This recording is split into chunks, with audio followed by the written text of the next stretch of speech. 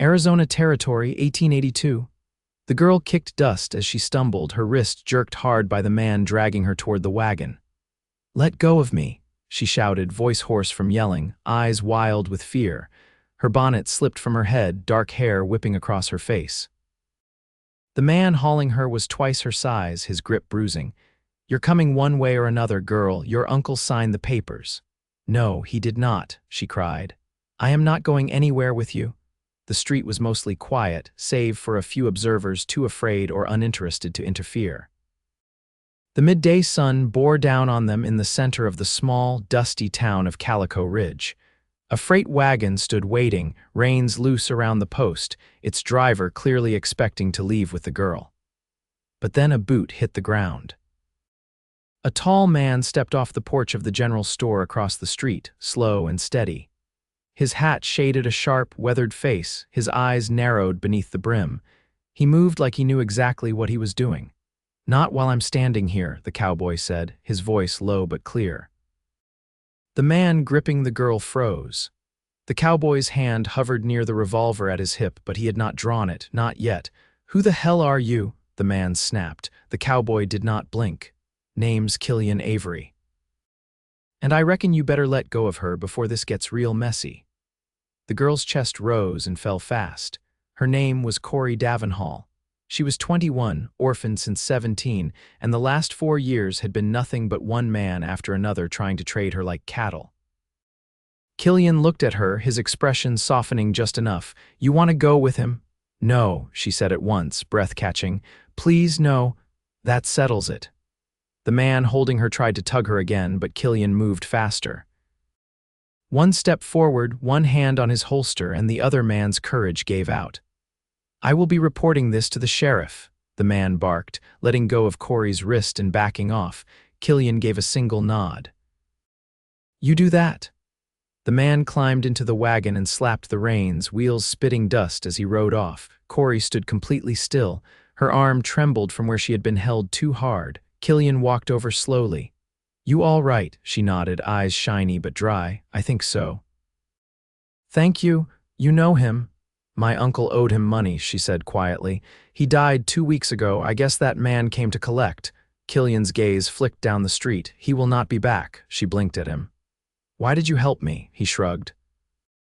"I have a thing about folks forcing women into wagons." Korie gave a single breath of a laugh, the sound surprised out of her. He tipped his hat. "You have somewhere to go," she hesitated. "No, not anymore." Killian studied her for a moment. He could see the edges of pride in her, even with her clothes dusty and her hair a mess. There was a grit in her voice, a fire in her eyes. She did not look like a woman ready to give up. "There is a ranch 15 miles west of here. Mine," he said. "I could use help." "You could use a roof." Korie straightened, wary. "You do not even know me." "No, but I know you did not deserve what just happened, and I know you got nowhere else." She looked at him hard, searching. "And you are not just another man trying to own me." Killian's jaw tightened. "No." "I am not." She exhaled slowly, her body finally starting to relax. "I will take you up on that," she said. "For now." They rode out together that evening. The sun dipped low, casting long shadows across the desert hills. Korie rode beside him on a borrowed horse, her eyes on the horizon, her mind still catching up to the day. Killian did not talk much. He glanced over at her now and then, just to make sure she was still there. The ranch was quiet when they reached it, a modest spread tucked against a ridge. The barn needed paint and the fences could use mending, but the land was wide and open, and for the first time in weeks, Korie felt like she could breathe. Killian helped her down from the horse. "You can take the room upstairs. It is clean," he said. She looked at him. "You live here alone." "I do now. My brother died 3 years ago. It was just the two of us." Korie stepped inside, the scent of wood smoke and dust filling her nose. It was a man's place, simple, orderly, quiet. She turned to him. "Thank you again." "I do not know what would have happened if you had not." He shook his head. "You do not owe me anything." Still, she stepped closer. "You showed up when no one else would." Killian looked down at her. "That man was not going to take you." "Not while I was standing there." Their eyes held for a long moment, something unspoken settling between them. Korie swallowed. "I will earn my keep. I can cook, clean so, and I am not afraid of hard work." Killian gave a slight nod. All right. The next morning, the rhythm of ranch life began. Korie rose early, helped with the fire, swept the floors, and prepared breakfast. Killian worked the land, repaired fencing, and watered the stock. They spoke in short exchanges, but the quiet between them was not uncomfortable. It was steady. By the third day, Killian brought her a pair of worn riding gloves he had found in a trunk. They might fit, he said simply. She pulled them on. They do. She smiled just a little. He gave a slow nod, then walked back out to the barn. That night, she stepped out onto the porch and saw him sitting in the rocking chair, the stars spread above them like scattered salt. She sat beside him. Was it hard? She asked. Losing your brother? Killian's eyes stayed on the sky. Yeah. He was all I had for a long time. She looked at him in the dark. You know, I was not always alone. My parents were good people. I remember my father used to sing while he worked, not well but loud. Killian huffed a soft laugh. Korie turned toward him. I do not want to be afraid forever. You do not have to be, he said, voice low.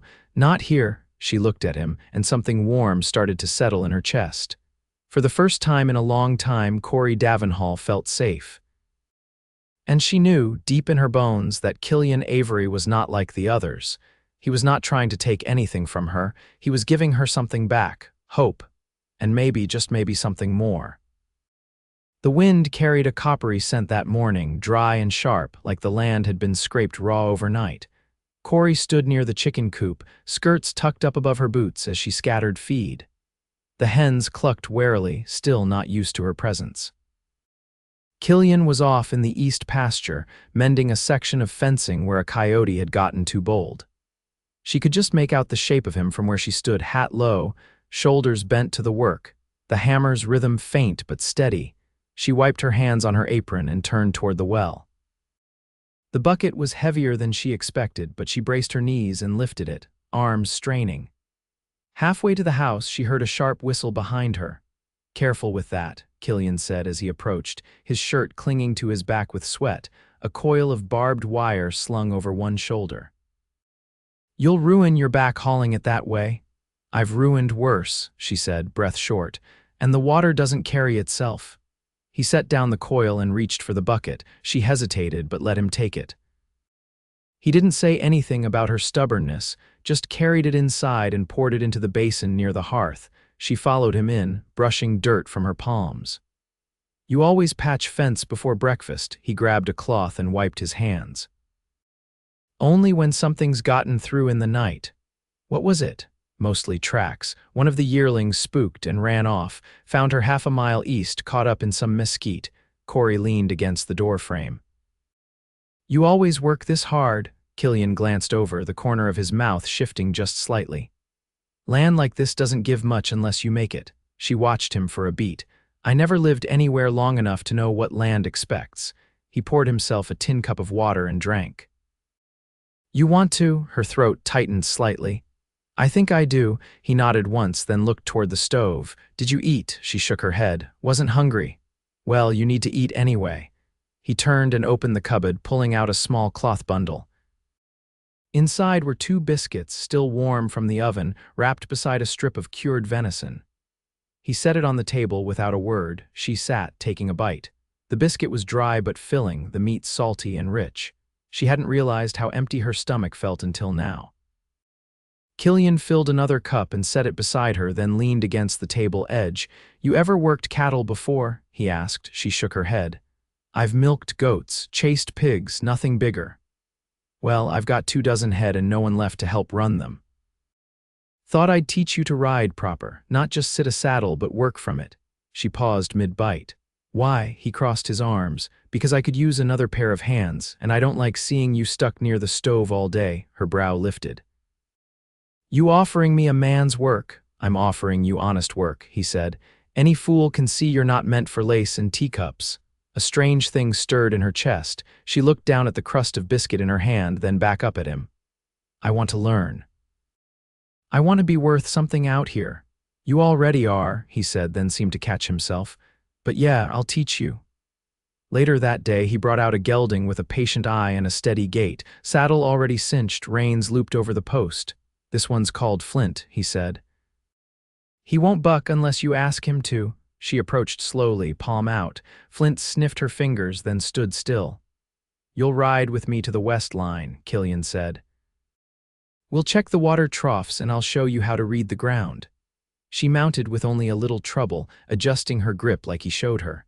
They rode side by side, the desert spreading wide and silent around them. She watched the way he leaned into the saddle, how his eyes scanned the horizon always, like he expected trouble even in stillness. How long have you had this land? She asked. Since I was 20. My brother and I bought it together. She nodded, then after a minute, did you ever think of leaving it? He shook his head. There's nowhere else I'd go. This place has my name in its bones. Korie looked out over the brush and rock, the distant blue line of the mountains. I think I'd like to belong to something like that. As they rode back, the sun dipped low. Shadows stretched long across the scrub. He called a halt near the ridge where the light hit red against the stone. Right here, he said, dismounting. Watch this. She slid down beside him, boots crunching dry earth. He pointed out a trail of faint impressions, hoofprints shallow and uneven. That's the yearling I found this morning, he said. See how she zigzagged, spooked. Something chased her. Korie crouched beside the tracks. They're thin, worn, means she was running long. We'll have to keep an eye out tonight. She stood, brushing her hands off on her skirts. Coyotes, maybe, or something bigger. They rode the rest of the way in quiet, but it wasn't heavy. Just the kind of silence that settles when there's more to say than room to say it. Back at the house, he unsaddled the horses while she lit the lanterns. She poured water into the basin and washed her hands, the coolness biting her fingers. When he came in, she was already setting 2 plates on the table, beans, cornbread, and a bit of dried apple she'd stewed down with sugar. He paused in the doorway, watching her with a look she didn't yet know how to name. She didn't meet it. Just said, you eat slow or you plan to miss supper entirely, he sat. Didn't expect you to cook. Didn't expect you to teach me to track a cow, she said. He gave a low laugh. Fair. They ate without hurry, the night pressing quiet around the house.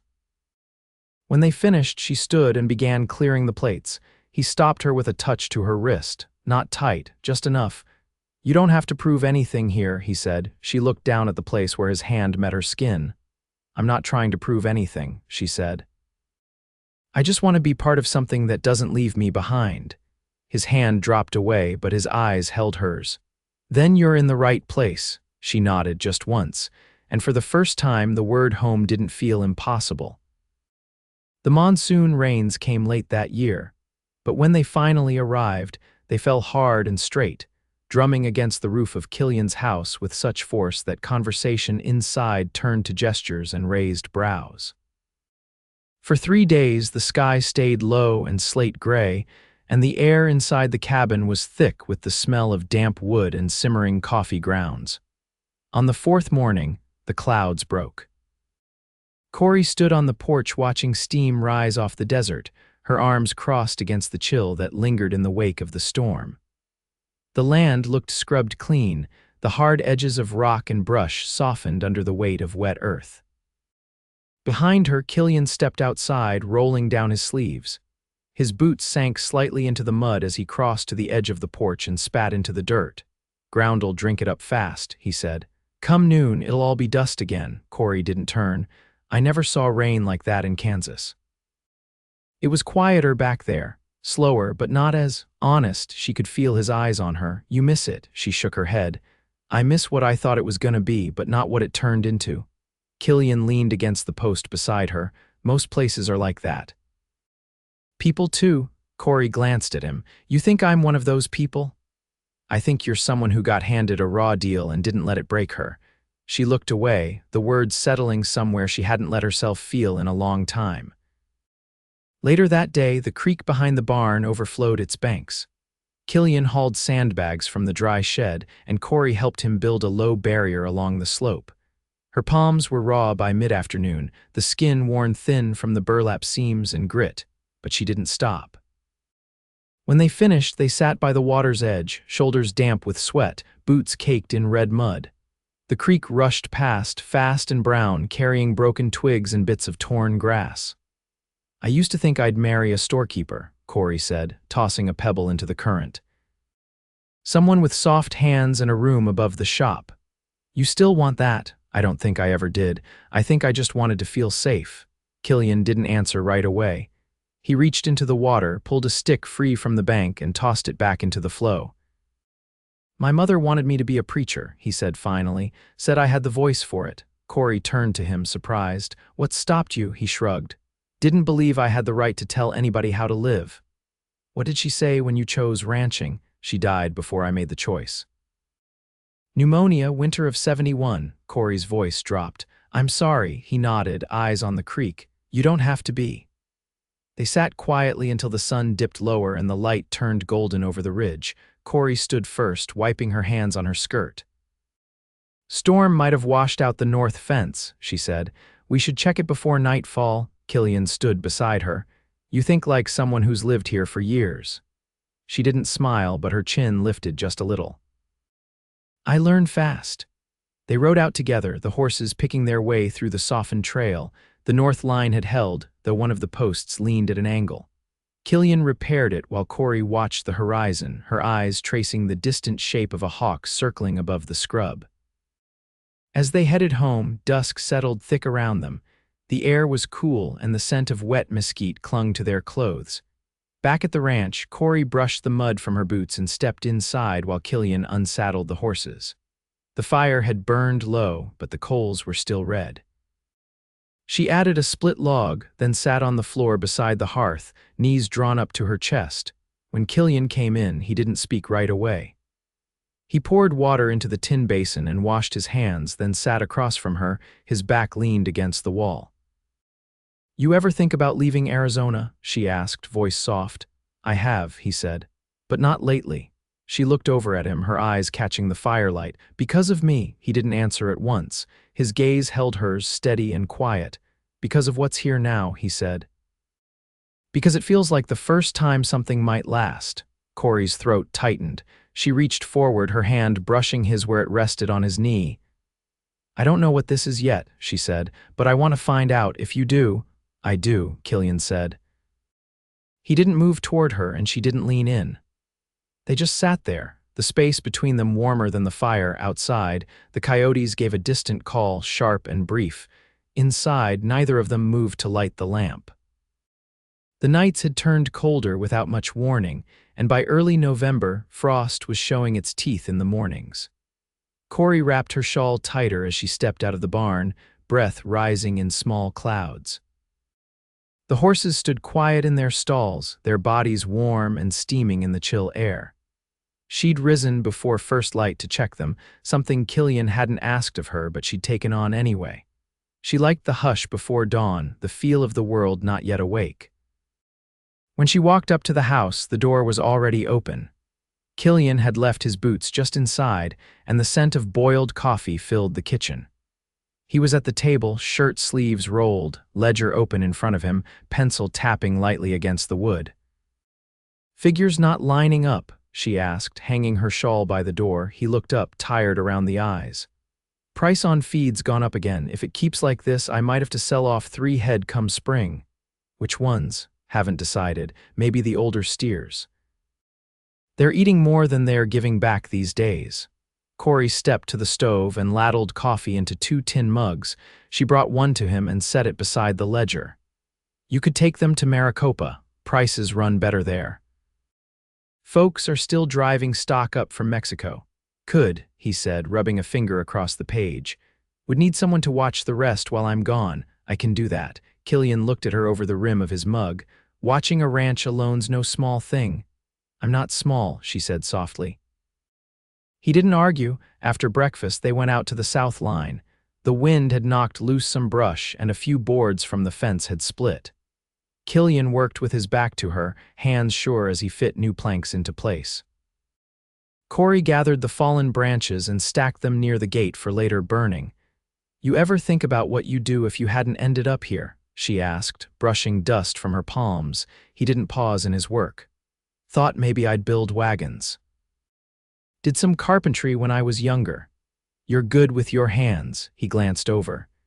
You noticing that now? She smiled to herself but didn't answer. They worked until the sun was high, then rode out to check the far troughs.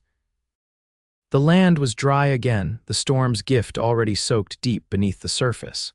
Korie led the way for once, flint nimble beneath her. Killian watched how she sat the saddle now, how she guided the reins without thinking. "You're not green anymore," he said as they rode. "I feel different," she admitted. "Like I belong in my skin again." He didn't speak for a moment, then, "I see it." They reached the rocky rise near the northern draw and dismounted to stretch. Korie walked ahead, kicking at a patch of dry grass. She stopped at the top of the ridge, arms crossed as she looked out. "When I was a girl, I used to lie awake guessing what kind of life I'd end up with," she said. "I always thought it'd be someone else's choosing, some man I didn't pick.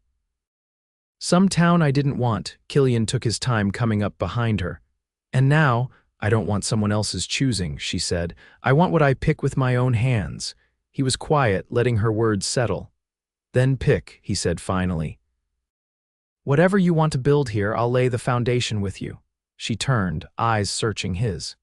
"You mean that?" "I don't say what I don't mean." Wind tugged at her hair and she didn't move to tame it. Instead, she stepped closer, boots crunching over stone. "I've never been anyone's equal before," she said. "You always were," Killian said. "Folks just didn't see it." They stood there, breath mingling in the cold air, no rush between them. When she reached for his hand, it was steady in hers. Her fingers found the calloused grooves of his palm, the strength of someone who'd shaped a life out of hard dirt and harder days. He didn't pull her in. He let her close the distance. When her arms went around his waist, he wrapped his own around her shoulders, and they stood like that for a long time, warmed by each other, by the trust finally spoken aloud, by the land they both meant to claim not just with labor, but with a shared life. They rode back as dusk gathered, their horses slow and easy beneath them. The last of the light caught in Korie's hair, and Killian found himself watching her more than the trail. Inside the house, she lit the lamp while he stoked the fire. No words passed between them until she stepped near again, her hands still smelling faintly of cedar and dust. "I want to stay," she said. He looked at her. "I want everything that comes with it," she added. "The work, the land, you." His voice was quiet. "Then stay." She reached for him again, no hesitation this time, and when they kissed, it wasn't quick or showy. It was steady, like the land beneath them, earned and sure and full of promise. The wedding was quiet. They stood beneath the cottonwood behind the house, its leaves just beginning to turn, gold flickering in the breeze.